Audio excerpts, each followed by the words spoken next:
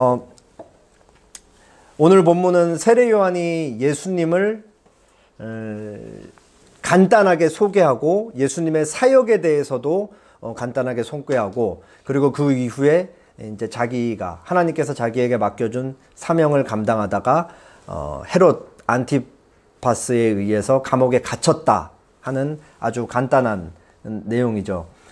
우리는 지난주에 이제 사실 지난주에 3장 1절부터 14절까지 봤잖아요. 오늘 본문까지 이제 다 같이 한 번에 보면 좋은데 늘 그렇듯이 조금 시간 때문에 쪼갰는데, 지난주에는 세례 요한이 이제 공적 사역을 시작하는 장면을 보였죠.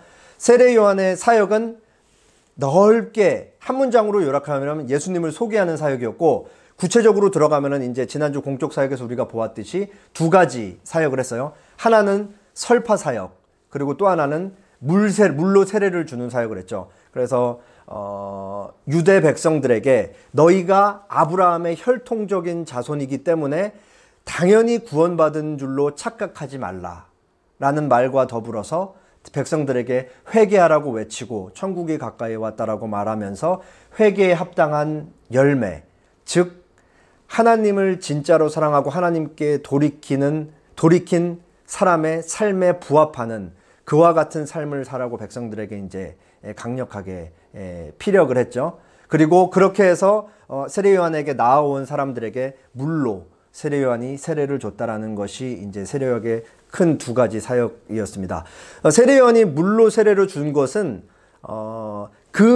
세례 요한이 줬던 물 세례 자체가 이제 백성들에게 죄 사함을 주는 것이 아니고 이제 실질적인 죄 사함을 주는 예수님에게로 이끄는 사역을 감당했던 것이죠. 그래서 예수님의 성령 세례를 가리키는 표와 같은 역할을 했던 것이 바로 세례 요한의 물 세례였습니다.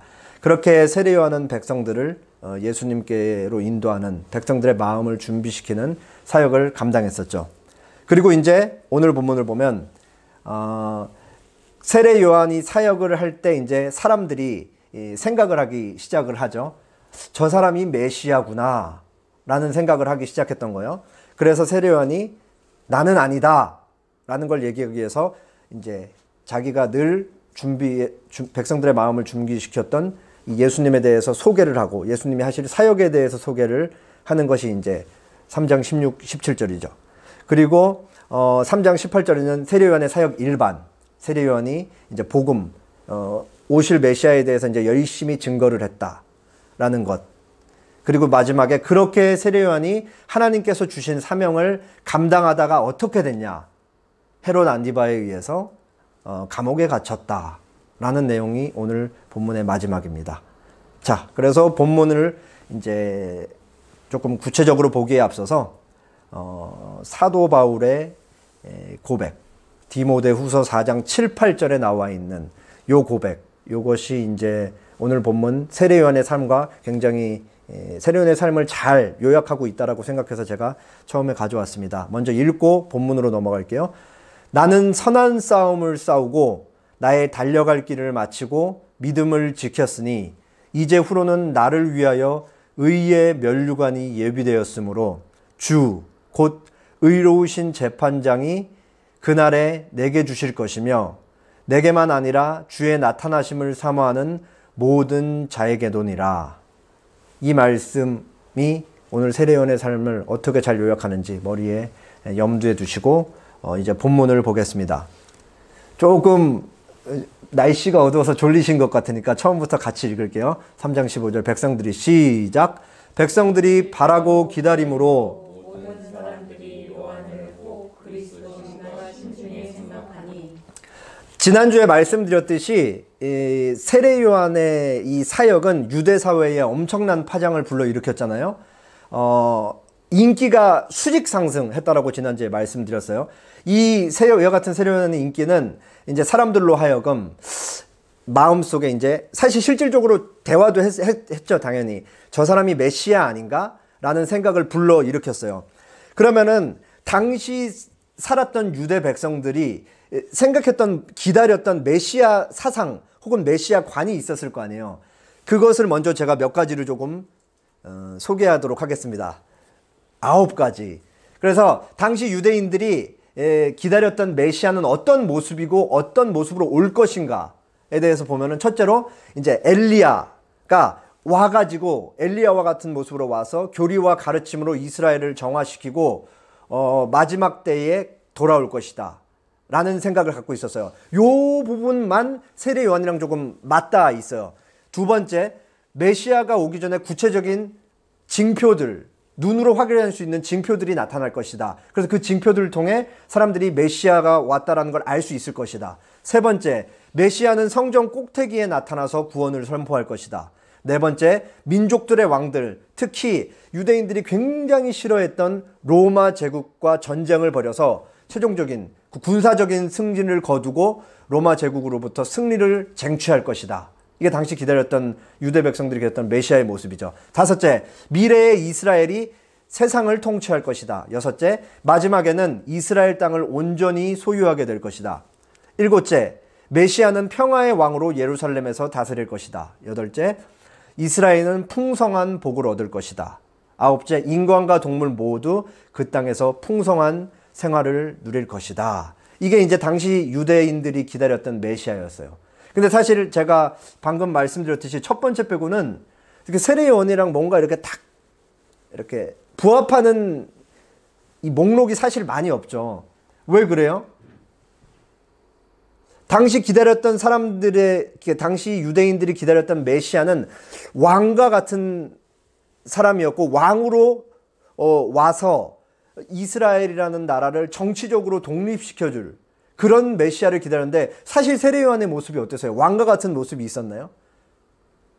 사막에서 메뚜기 먹으면서 가죽털 이렇게 해진 후줄근한 모습으로 맨날 얼굴에 이 미간 사이에 내천자 그리면서 사람들에게 쓴소리만 막 해대는 이 모습을 보면서 어디 그 왕과 같은 그 모습이 전혀 없었잖아요. 그럼에도 당시 유대인들이 세례 요한을 보면서 혹시 메시아가 아닌가? 라고 생각할 수밖에 없었던 또 이유는 우리가 있었죠. 이미 우리가 1, 2장 앞부분에서 계속 살펴보았듯이 세례 요한은 굉장히 좀 독특한 삶을 살았잖아요. 아버지가 제사장임에도 불구하고 제사장 아들로서 제사장의 그 지위를 물려받지 않고, 그리고 정확히 언젠지는 모르지만 이른 시기부터 부모의 그 따뜻한 그 환경에서 자라지 않고 광야로 나가서 이렇게 자발적으로 이 힘든 삶을 자처하면서 살았죠. 그리고 딱 외형만 봐도 이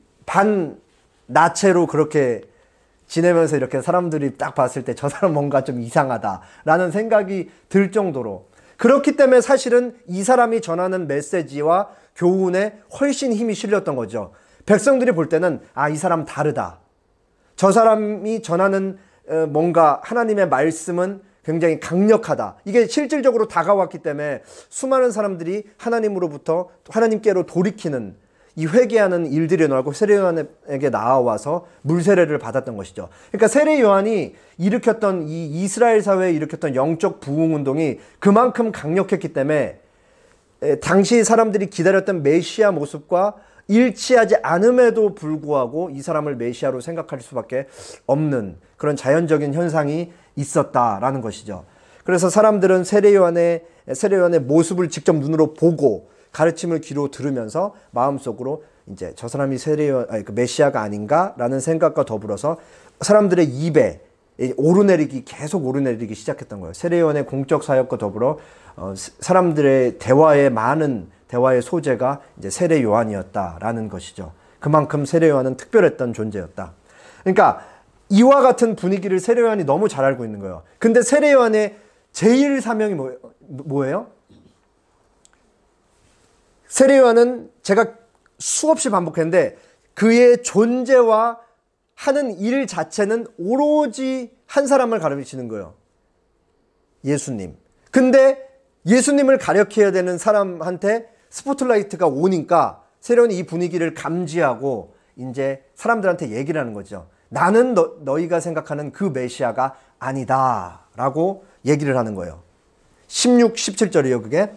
요한이 모든 사람에게 대답하여 이르되 나는 물로 너희에게 세례를 베풀거니와 나보다 능력이 많으신 이가 오시나니 나는 그의 신발끈을 풀기도 감당하지 못하겠노라. 그는 성령과 불로 너희에게 세례를 베푸실 것이요. 17절 다 같이 읽겠습니다. 시작. 손에 키를 들고 자기의 타작마당을 정하게 하사 알곡과 곡간에 들이고 특정이는 꺼지지 않는 불에 태우시리라. 세례 요한이 자신을 보면서 저 사람이 혹은 메시아가 아닐까라고 생각하는 사람들에게 확실하게 말하죠. 나는 아니다. 그리고 이제 내 뒤에 오시는 분이 바로 그이다. 자, 그래서 멋있죠. 이 세례 요한이 쫙 가르치면서 그를 보라. 저분이 바로 메시아다. 아까 이제 다들 오시기 전에 여기 장소 세팅하면서 제가 이제 아내한테 물어봤어요. 예수님이 보이냐? 너무 작으니까 잘 안 보인다. 못 찾더라고요. 한 5초 동안. 그래갖고 제가 마킹을 더 붙였습니다. 이렇게. 근데 이 마킹과 더불어서 뭐 그림이 살질 않기 때문에 다시 지우면 세례 요한이 사람들이 다 모여갖고 저 사람이 혹시 저 세례 요한이 우리가 기다린 그 하나님이 구약 성경에 계속해서 약속하신 메시아가 아니냐라고 생각할 때 세례 요한이 쫙 손을 가리키면서 바로 저분이 당신들이 기다리는 메시아시다라고 그렇게 얘기하는 것이죠. 그러면서 세례 요한이 그 누가복음에는 나와 있지 않지만 요한복음에 이런 멋있는 말을 하잖아요. 그는 흥하여야 하겠고 나는 쇠하여야 하리라. 얼마나 자기 자신을 저 메시아이신 예수님과 견주어서 낮추면서 나는 오직 저분만을 높이기 위해 존재하고 내가 하는 모든 일이 저분만을 위해 있는 것이다. 그렇게 얘기를 하고 있는 것이죠. 그러면서 세례 요한이 이제 16, 17절에 걸쳐서 자기 자신과 예수님을 존재로서도 비교하고 사역으로서 비교하면서 예수님이 하실 그 사역과 존재에 대해서 얘기를 합니다.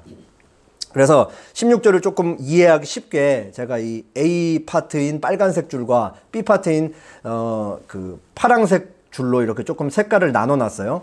이렇게 이해하면 조금 더 쉬우니까. 그래서 먼저 B 부분을 보면은 세례 요한이 자기 존재와 예수님의 존재를 이렇게 견주면서 예수님을 높이고 소개를 하는 거예요.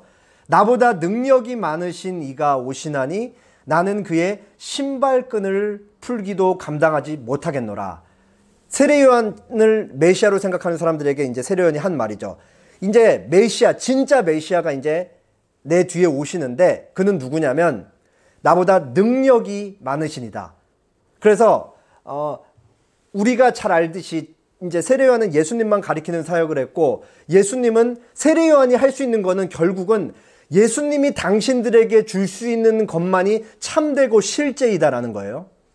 세례 요한이 줄 수 있는 거는 그분이 당신들에게 뭘 줄 수 있는지만은 가르쳐 주는 것이죠. 그러니까 예수님은 세례 요한보다 당연히 훨씬 탁월하고 위대하신 분이고 하나님의 구원 역사에서 모든 것을 이루실 수 있는 성취자이시라는 걸 세례 요한이 가르친다라는 의미에서 능력이 많으시네라는 표현을 얘기를 한 거죠. 그러면서 세례 요한이 뭐라고 그래요? 나는 그의 신발끈을 풀기도 감당하지 못하겠더라. 이때 당시에 유대 사회에서 신발끈을 푸는 것은 종이 하는 일이에요. 주인이 외출하고 집에 들어왔을 때 종이 그 제일 더러운 신발을 끈을 이렇게 풀어가지고 주인의 신발을 벗겨주는 것이죠. 종이 하는 일인데 세례 요한은 지금 예수님을 가리켜 뭐라 그래요? 나는 그 종이 하는 신발 푸는 일조차도 내가 이 예수님한테는 할 수 없다라고 그렇게 얘기하는 것이죠. 그만큼 자기 자신을 굉장히 예수님과 비교해서 낮추는 거예요. 낮출 수밖에 없죠. 예수님은 하나님이시기도 하니까요. 자, 그러면서 이제 또 예수님의 사역에 대해서 간단하게 얘기하는 게 A 부분. 나는 물로 너희에게 세례를 베풀거니와 그는 오실 메시아이신 예수님은 성령과 불로 너희에게 세례를 베푸실 것이요. 이러면서 이제 예수님의 사역에 대해서 간단하게 얘기를 해요. 다시 말씀드리지만 세례 요한이 줬던 물 세례는 백성들이 장차 오실 메시아를 통해 받을 성령 세례를 가리키는 표일 뿐이라고 그러겠어요. 실질적으로 세례 요한이 주는 그 물 세례는 백성들의 죄를 없앨 수가 없는 거예요. 그렇지만 이제 예수님은 오셔서 성령과 불로 세례를 주시는데 이게 무슨 말이냐면 예수님이 주시는 세례를 받는 사람은 성령으로 세례를 받는 것인데 성령으로 받는 세례를 받는 사람들만 실질적으로 죄가 없어진다는 것이죠. 조금 부연을 하자면은 하나님께서 나는 예수님을 믿습니다 라고 고백하는 사람에게 성령 하나님을 주시는데, 성령님께서 그 안에 내주하시는데, 성령이 내주하는 사람은 존재가 거듭나고 다시 태어나는 것이죠. 하나님의 자녀로. 그래서 그렇게 하나님의 자녀로 다시 태어나는 사람들만 실질적인 죄사함을 받는다라는 것이에요. 그런 의미에서 예수님이 주는 세례는 성령을 주는 세례라고 말하는 거죠. 그러면 성령과 더불어서 불은 왜 나오냐? 불의 속성이 뭐예요? 모든 걸 태워버리는 거잖아요. 인간이 가진 죄를 태워버리고 정결하게 깨끗하게 한다라는 의미에서 성령으로 받은 세례를 받은 사람의 모든 죄를 깨끗하게 한다는 의미에서 성령과 불이 같이, 불이라는 이 표현이 같이 사용된 것이에요. 그래서 정리를 하면 세례요한의 물세례는 예수님의 성령 세례와 불 세례를 가리키는 것, 그리고 세례요한의 물 세례는 실질적으로 죄사함을 주지 못한다. 반면에 실체이신 예수님은 누군가에게 세례를 주되 성령과 불로 세례를 주시는데 그 사람을 거듭나게 하고 그 사람의 죄를 없애주실 수 있다라는 것이죠. 자, 그러면서 한 가지 중요한 얘기를 덧붙이죠. 예수님의 사역에 대해서. 손에 키를 들고 자기의 타작 마당을 정케하사 알곡은 모아 곳간에 들이고 쭉정이는 꺼지지 않는 불에 태우시리라. 이 지금 읽은 3장 17절은 예수님께서 성령과 불로 세례를 주시는 사역이 종국에 최종적으로 어떤 결과를 초래할지에 대한 말씀이에요. 그래서 세례요한은 메시아이신 예수님께서 오셔서 복음을 전하는 그 과정과 그리고 종국에 그 복음 전하는 예수님의 사역이 어떻게 될지에 대해서 소개를 하면서 농부가 농사를 짓고 추수하는 그 과정에 비유해서 그렇게 얘기를 하고 있죠. 복음이란 것은 우리가 알듯이 예수님을 믿으면 죄사함을 받고 그리고 그 하나님의 자녀가 되어서 이 땅에서 하나님 나라를 살아가고 종국에는 영원한 하나님 나라에서 살게 될 것이다. 간단하게 요약하면 이렇잖아요. 그래서 복음이란 것은 문자 그대로 좋은 소식인데 예수님께서 오셔서 복음을 전한 시대와 오늘날도 사실은 동일하죠. 복음이 여러 사람들의 귀에 들리지만 그것을 받아들인 사람에게는 말 그대로 좋은 소식이잖아요. 그렇지만 그 복음을 듣고 받아들이지 않는 사람들에게는 이게 사실 어떤 소식이 되는 거예요? 받아들이지 않기 때문에 그 자체가 사실은 심판의 소식이 되는 거예요. 그래서 복음에는 언제나 양면성이 있는 거죠. 그 받는 사람과 받지 않는 사람들. 그 양면성 때문에 사실은 그 복음이 증거되는 곳에는 언제나 사실 두 부류의 사람들이 갈릴 수밖에 없다라는 것이죠. 그래서 그것에 따라 복음에 따라 어떻게 반응하느냐에 따라 누군가는 알곡이 되고 누군가는 쭉정이가 되는 것이죠. 그래서 예수님은 복음을 통해서 복음 사역을 통해 알곡과 쭉정이를 나누시고 자기에게 주어진 이 타작마당을 깨끗하게 하실 것이다. 이해가 되시겠지만 이제 요 그림을 통해 다시 이제 보면 손에 키를 들고 예수님이 자기 이 타작마당을 깨끗하게 하신다 그래요. 요 칠지창 요렇게 생긴 요 칠지창이 이제 키예요. 그래서 이제 보통 이제 이 고대 유대인들, 고대 이스라엘 사회의 이제 농부들이 한 오후 3시부터 이제 바람이 불기 시작한다 그래요. 그래서 오후 3시부터 이제 저녁 시간까지 이제 요 키로 이제 알곡과 쭉정이를 가르는 일을 하는데 어떻게 하냐면 그림에서 보듯이 곡식이 있죠. 그거를 이 삼지창 모양과 같은 키로 들어요. 들고 이제 높이 들고 흔들면은 어떻게 될까요? 바람이 불고 있으니까. 껍데기인 쭉정이는 바람에 날려서 이렇게 날아가고 무거운 알곡은 어떻게 되는 거예요? 바닥에 떨어지는 거예요. 흔들면. 여기서 이 키를 흔드는 이 일을 곡식단을 집어들고 키를 흔드는 일을 통해서 진짜는 땅에 무거워서 떨어지고 가짜는 날린다. 그래서 진짜는 어떻게 하신다? 예수님이 모아서 곳간에 들이고 흩날려 간 껍데기인 쭉정이는 다시 모아서 꺼지지 않는 불에 태운다. 명확하게 진짜와 가짜가 나뉜다라는 이 농부가 마지막 추수 때 키질을 하는 것을 통해 이렇게 말씀을 하는 것이죠. 그러면서 이 예수님의 복음 사역을 통해 종국에 어떤 운명에 처할지, 사람들이 어떤 운명에 처할지 이 비유를 통해 얘기를 했는데 이 부분에 대한 매튜 헨리의 조금 설명을 들어보겠습니다. 타작마당은 주님의 것이다. 따라서 주님께서 그것을 정화시킬 것이다. 그리고 불신적이고 회개하지 않는 유대인들을 그의 교회 밖으로 내던질 것이며 자기를 따르는 신실한 모든 자들은 그의 교회 안에 굳게 지킬 것이다. 요한은 복음을 수용하는 자들에게 위로를 말할 수는 있다. 그리고 다른 예언자들처럼 의인들은 만사가 형통할 것이라고 말할 수 있다. 그러나 예수 그리스도는 그들에게 위로를 줄 것이다. 요한은 그들이 안전할 것이라고 약속할 수 있다. 그러나 그리스도는 그들을 실제로 그렇게 만든다. 요한과 이제 예수님을 비교하면서 요한은 약속만 할 수 있지 실제는 줄 수 없다는 걸 계속 얘기하고 있죠. 그리스도는 알곡을 자기의 곳간에 모아드릴 것이다. 그는 이제 선하고 진실하고 흔들림이 없는 자들을 모아 지상에 있는 자기 교회로 들이실 것이다. 그의 지상 교회는 그런 목적으로 세워진 것이다. 중요한 부분이에요, 이제. 그리고 멀지 않은 장래에는 하늘에 있을 자기의 교회로 불러들일 것이다. 그리하여 그들은 거기서 영원히 안식할 것이다.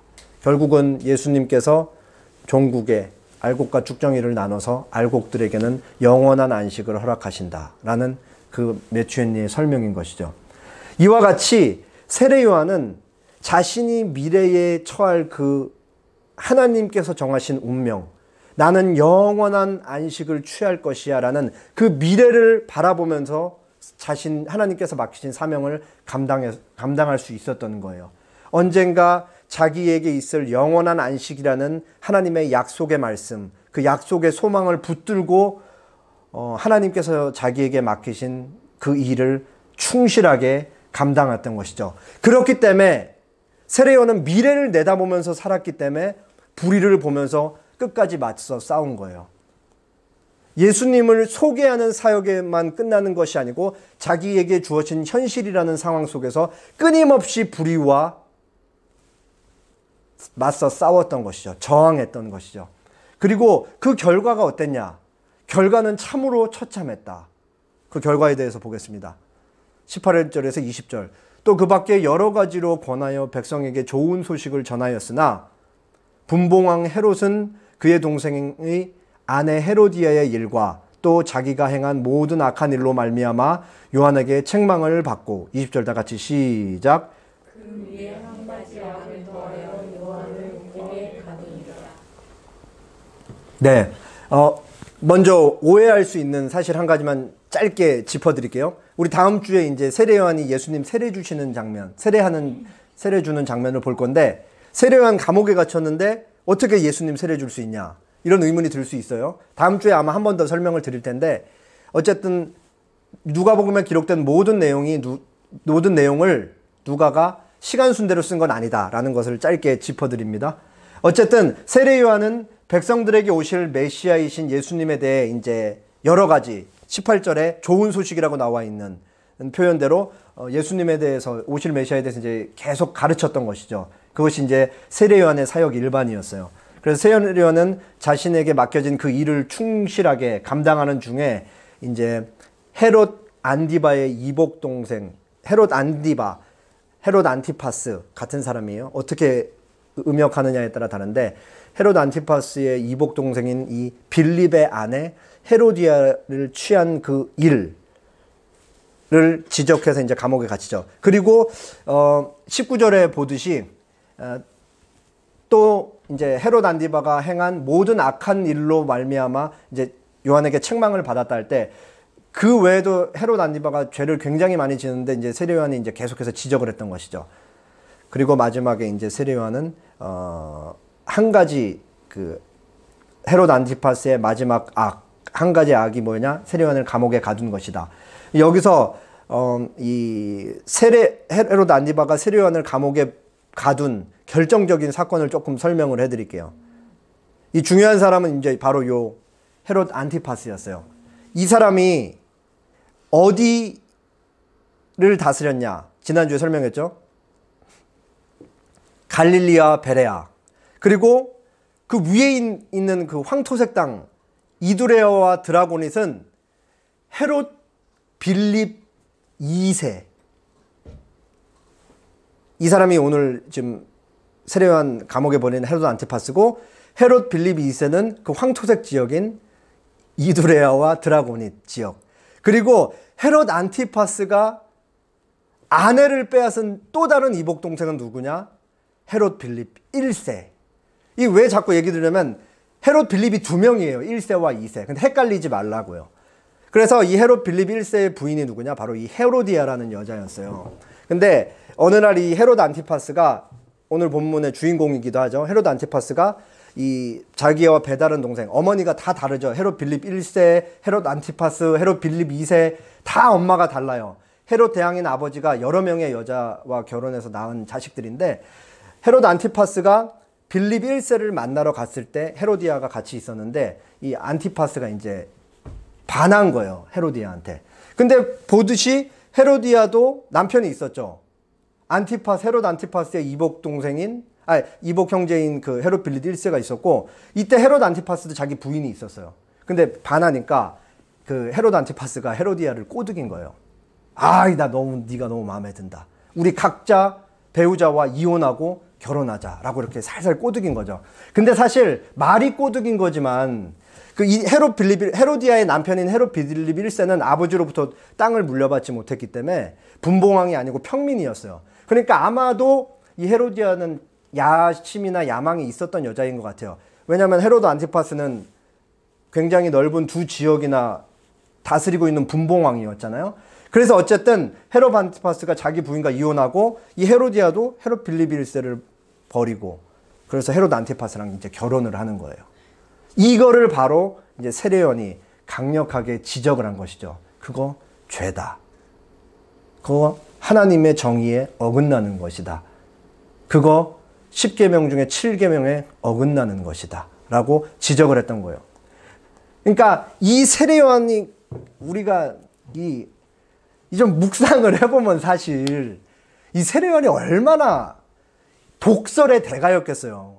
자기 앞에 나오는 사람들에게 막 마귀의 새끼들, 막 독사의 자식들이라고 외로움 막 하면서 메뚜기 막 씹어 먹으면서 얼마나 독한 소리, 막 손에 방망이만 안 들려 있지, 방망이로 막 사람들 막 경각심을 불러일으키려고 막 때리면서 다니는 세례요한은 그렇게 사람들에게 경각심을 불러일으키는 사람이었어요.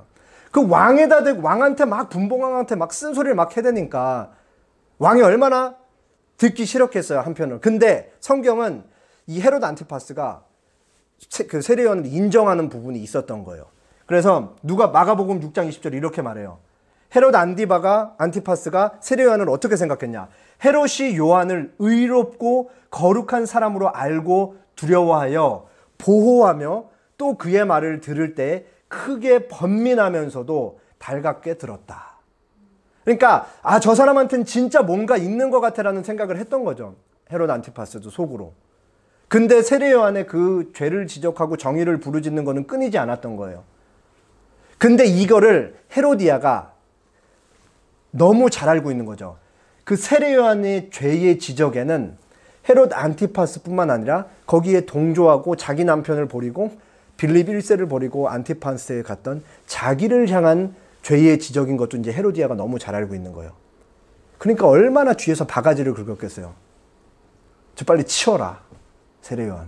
내 눈에서 치워버려라.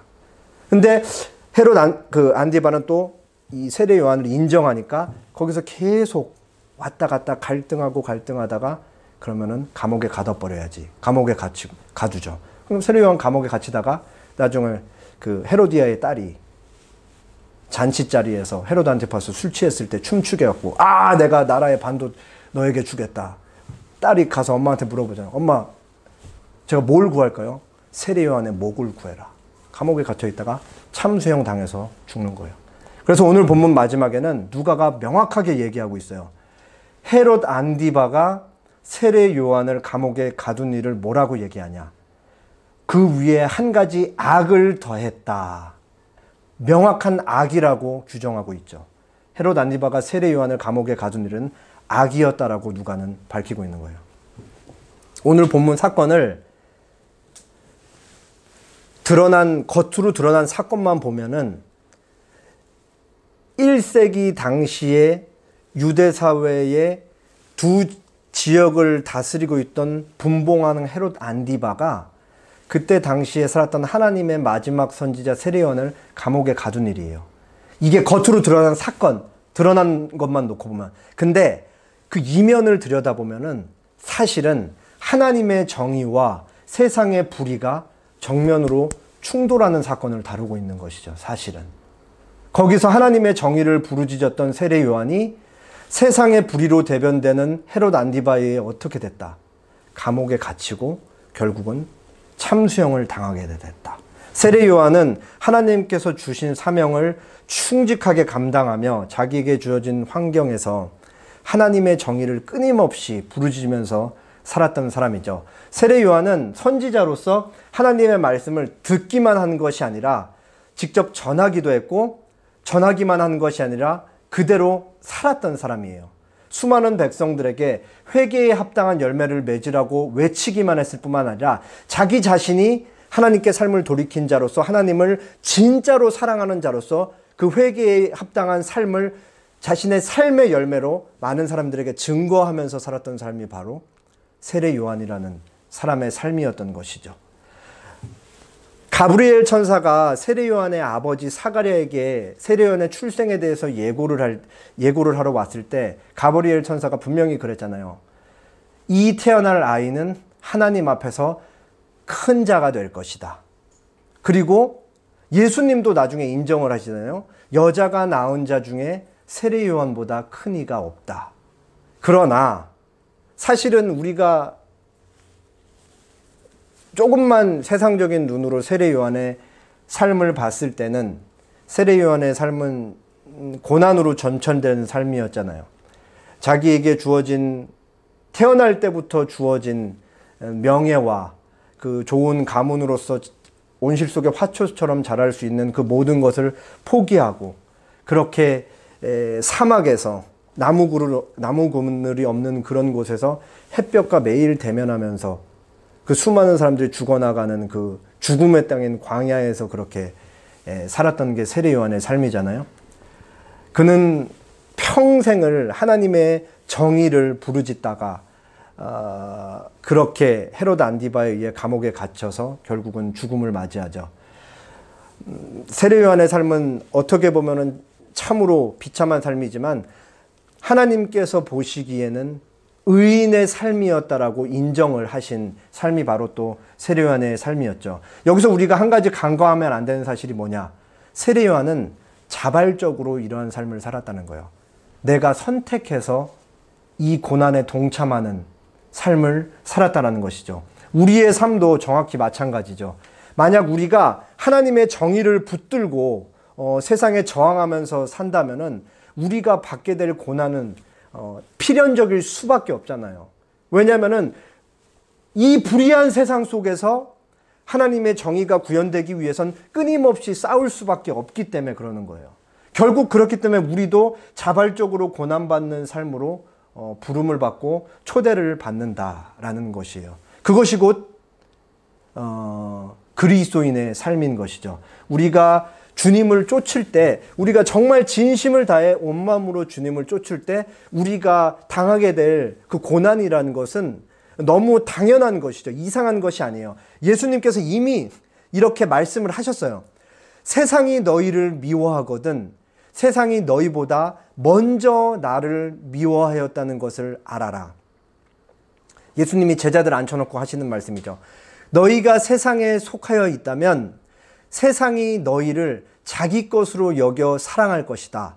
그러나 너희는 세상에 속하지 않았고 오히려 내가 너희를 세상에서 가려서 뽑아냈으므로 세상이 너희를 미워할 것이다. 그러니까 우리가 그리스도인인데 너무 세상과 닮아 있어서 세상이 우리를 사랑하면 구별된 모습이 전혀 없기 때문에 세상이 우리를 자기 것으로 여기는 거예요.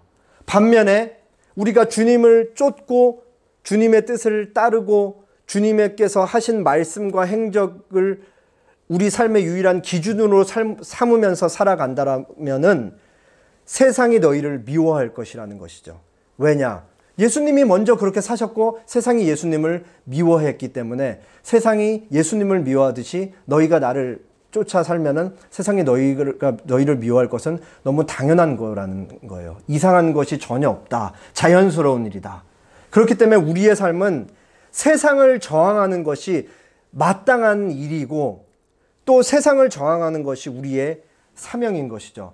하나님께서 늘 성경 말씀을 통해 우리에게 그 말씀을 하시고 우리를 그 자리로 초대하시는 것이죠. 그렇기 때문에 사실 그리스도인의 삶이라는 거는 결코 쉬울 수가 없는 거예요.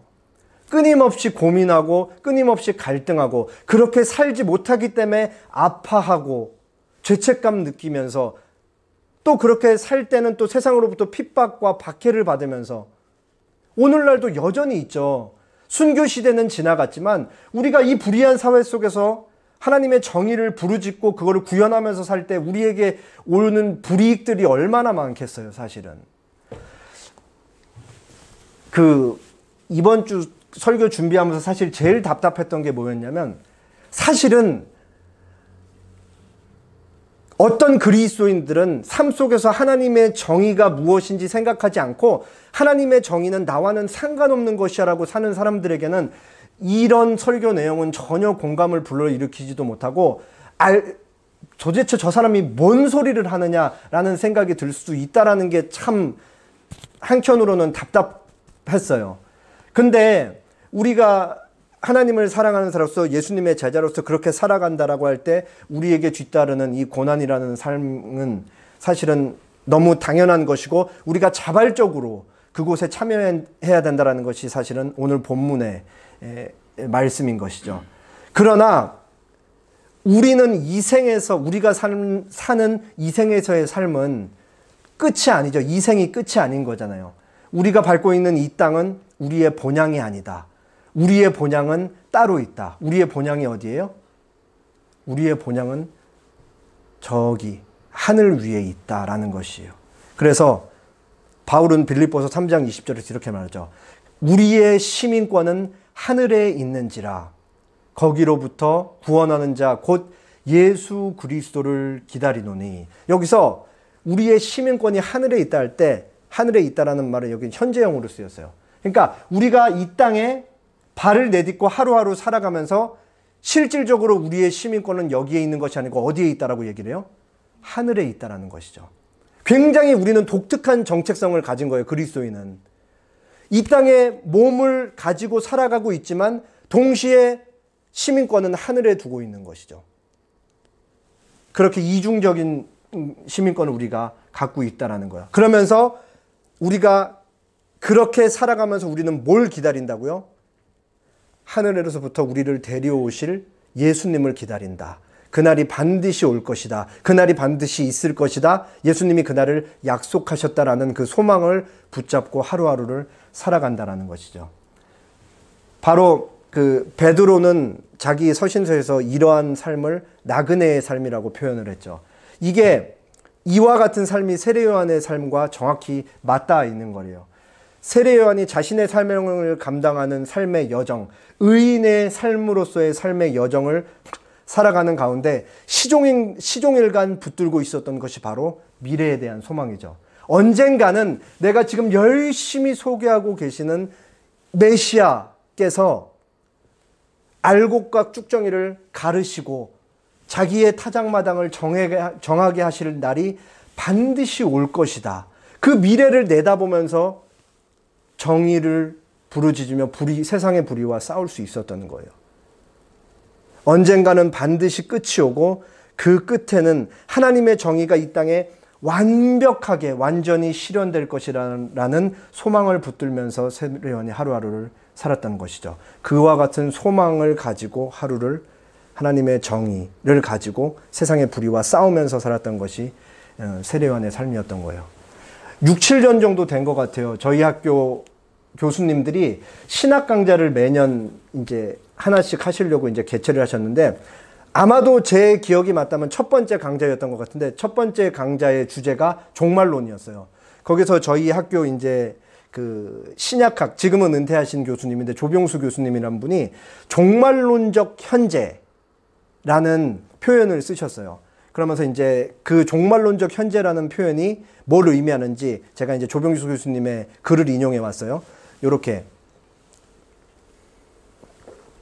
종말론은 우리 한 개인의 인생에 종말론은 두 가지 종말, 인생의 종말, 우리가 죽는 날이죠. 두 번째, 세상의 종말, 예수님 다시 오실 때에 관한 이론이기 때문에 미래에 관한 것입니다. 시간적으로 미래에 관한 것이죠. 하지만 미래에 관한 이야기를 하다 보면 오늘 내가 어떻게 살아야 하는가를 알게 되니까 결국 현재에 관한 이야기가 된다는 말씀입니다.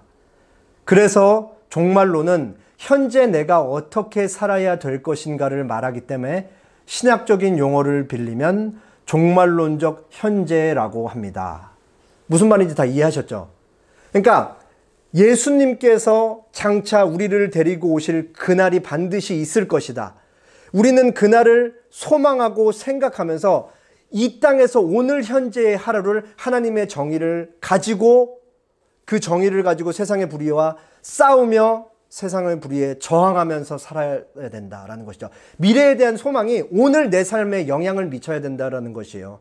미래에 대한 소망이 오늘 내 삶을 바꿔야 된다라는 것이죠. 그래서 우리가 사는 오늘 하루는 세상의 불의가 득세하고 알곡인 우리가 쭉정이에 의해서 유린당하고 짓밟히는 삶을 살고 있지만 예수님께서 다시 오셔서 알곡과 쭉정이를 나누실 그날이 반드시 다시 올 거다라는 그 하나님의 약속, 예수님의 약속을 마음에 새기고 하루하루를 살아가는 것이 바로 의인의 삶이라는 거예요. 그리고 오늘 본문에 나온 세례 요한의 삶이었다는 것이죠. 그날이 반드시 올 것이기 때문에 우리는 그렇게 살 수 있다. 하나님의 뜻을 쫓으면서 살 수 있다라는 거예요. 자, 그 검색을 해보니까 2012년에서 2013년까지 MBC에서 방영을 했더라고요. 그 마의라는 이제 오늘날로 치면 이제 수의사인데 거기서 이제 제가 옛날에 이걸 보면서도 여기 나왔던 너무 마음에 닿는 대사가 있어서 그거를 이제 좀 옮겨 적혀놓고 자주 이제 설교 때마다 조금 예화로 사용을 하는데 대사를 조금 소개를 하겠습니다. 오늘 이 세례 요한의 삶과 조병수 교수님이 말씀하신 종말론적 현재라는 표현과 그리고 이 예화가 너무 잘 이렇게 맞닿아 있어요. 이 이순재 씨가 여기 조승우 씨의 이제 선생님인데 선생이 제자에게 하는 따뜻한 혹은 또 되게 강직한 말이에요. 먼저 이제 선생님이 얘기를 하죠. 불의한 자들이 어떻게 선의를 짓밟고 불의가 어떻게 이기고 어떻게 살아났는지 그런 걸 지켜보면서 지금 그 사람도 불의를 배운 거야. 여기서 그 사람은 그 조승우 배우의 아버지인데, 아니 아버지가 아니고 조승우 배우의 아버지를 죽인 어떤 제조 영감, 높은 관직에 있는 사람이에요. 그 조승우 씨의 극 중에 조승우 씨 아버지를 죽이고 이제 높이 올라가는데 그 사람도 어떻게 세상에서 살아남아야 되는지를 지켜보면서 불의를 배운 거야. 그래야 살아남아 쉽게 높은 자리에 오를 수 있으니까. 너무 공감되는 말이죠. 또 세상은 언제나 그런 이들이 이기는 것처럼 보이지 않느냐. 맞죠, 맞죠. 하지만 아니지, 틀렸지. 아무리 이 밤이 춥고 길더라도 끝내 새벽이 오고 반드시 봄이 온다. 너는 그걸 알고 있겠지?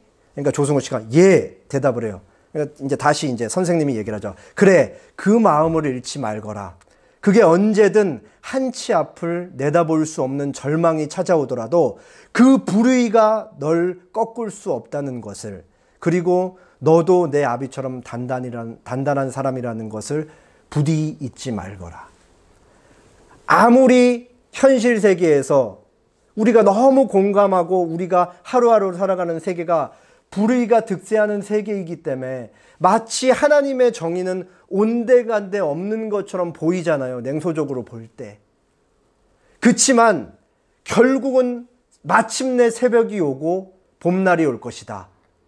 그것은 성경이 우리에게 약속한 예수님께서 우리를 데리고 오시는 그날이 될 것이다. 그날에는 우리가 의인으로서 하루하루 당하는 이 온갖 고난과 이 박해에 대한 우리의 피와 땀과 눈물을 주님이 직접 닦아주시면서 위로해 주실 그날이 될 것이다. 그리고 그날에는 지금 현세에서 득세하고 있는 불의, 세상, 헤롯 안디바로 대변되는 이 온갖 악한 세상인 쭉정이와 의인의 삶을 살고 있는 우리가 명확하게 갈리는 날이 될 것이다. 그날을 생각하며 하루하루를 의인의 삶으로 살아가야 되는 것이 바로 그리스도인의 삶이다. 세례 요한이 그렇게 살았고 하나님이 오늘 본문 말씀을 통해 우리를 그렇게 초청하고 계시죠. 그리고 아까 설교 초두에 보았듯이 사도 바울이 그 삶을 살고 이렇게 고백을 한 거예요.